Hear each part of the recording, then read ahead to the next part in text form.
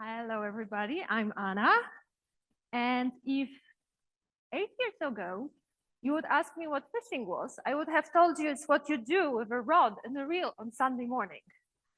Today, I'm standing as someone who spent a decade in nonprofit world, trying to save the world. And now I'm in corporate cybersecurity, trying to protect us from the evil unknown. And here's what I discovered. Both words are actually quite similar, but we are just using different tools.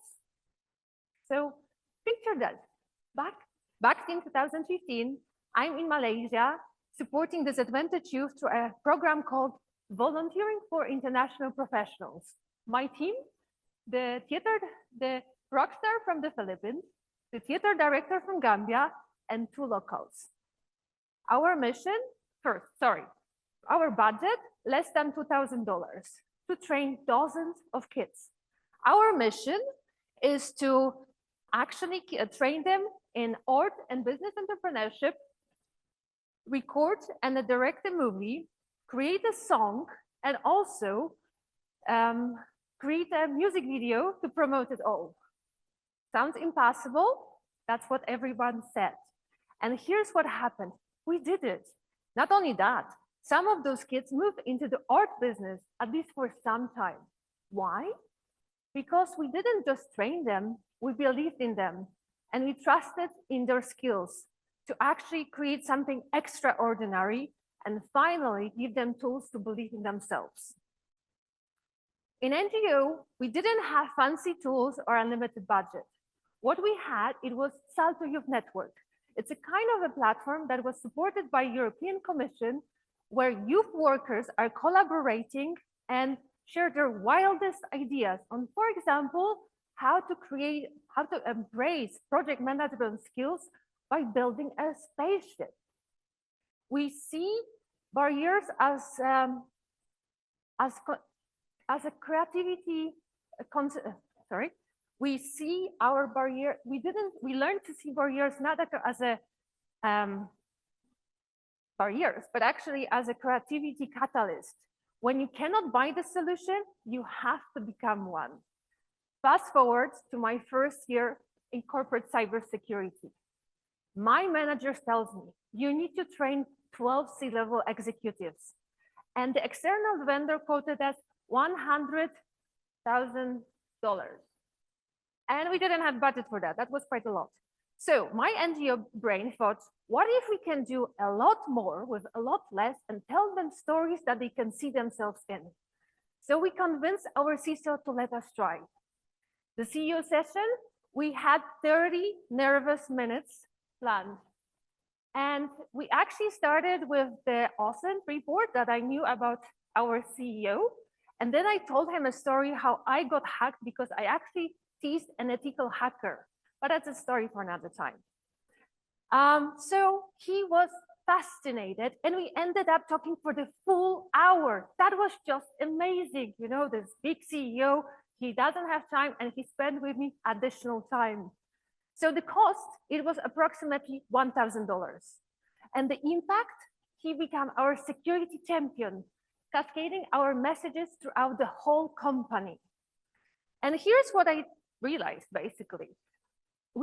Both worlds were actually in the business of behavioral change. In NGO, we are trying to get a teenager in Poland to believe they can change their community. In corporate cybersecurity, we are trying to get our employees to think twice before clicking that link. So when you teach people and you put trust in them, they feel empowered to do the right thing. One more story. 12 years ago, I was supporting volunteers in Sardinia who came there for the European Voluntary Service. That shy Turkish girl arrived. She couldn't speak English and she barely made an eye contact. And here's what changed everything. Instead of boring language classes, we created scavenger hunt around the city. Find something red and tell me about it. Go to another volunteer and ask about their favorite food. So she was learning English without knowing she was learning English. Fast forward to actually 6 months after that, she went back to Turkey and she sends me a message. I decided to become an English teacher. That shy Turkish girl who was afraid to say hello now was planning to influence thousands of students. And here's what I realized. I wasn't saving the world. I was saving that one person who could multiply that effect exponentially. She would probably influence hundreds by now, each carrying forward that confidence we help unlock. The same multiplication we need in cybersecurity. We are not trying to secure 10,000 employees. We are trying to secure Jennifer, who speaks to her team about that suspicious email, and David, who questions that urgent wire transfer request. One person probably engaged becomes your force multiplier.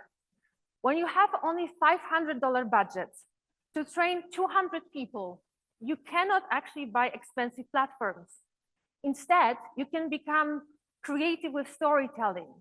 I use tools like HeyGen to create video podcasts about recent cyber attacks that actually happened. The tools that help me tell better stories.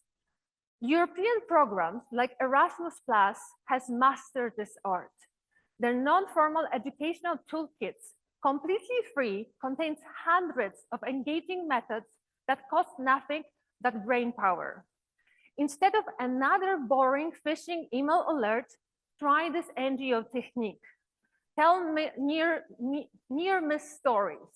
Ask your employees to tell the times where they almost got tricked but caught it in time, not to shame anyone, but to actually celebrate the smart catches. Instead of also hiring external speakers, look around the office. That person from the privacy team who knows data protection inside out, they can speak better than any of the external consultants because they understand your business.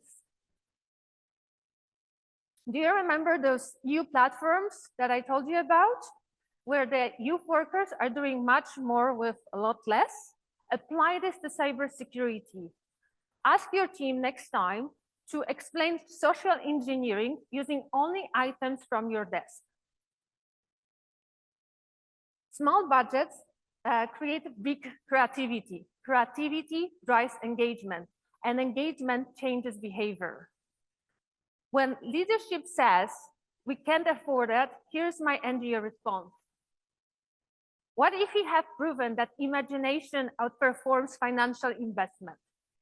In NGO, we measure impact, not expense. Do the same with cybersecurity. Don't ask for the bigger budget. Ask for the permission to experiment, and then document everything. Show them how creativity scales. Because one well-designed, low-cost intervention that prevents one breach is worth more than 10 expensive platforms that collect dust. 8 years ago, I believed phishing involves worms and hooks. Today, I know it involves psychology and creativity. And here also what I realized, you don't need unlimited resources to create unlimited impact. You need unlimited creativity applied to limited resources. That teenager in Poland and the accountant in Barcelona has more in common than you think. They both want to be valued, engaged, and be part of something bigger than themselves. So stop saying, we don't have budget. Start asking, what can we create? Because the best security culture isn't bought. It is built. One person, one story, and one creative solution at a time. My name is Anna Pieczatkowska. Thank you. Let's connect on LinkedIn. And here you have links to those 2 resources I showed during my presentation. And those QR codes are safe to click. I promise. Thank you.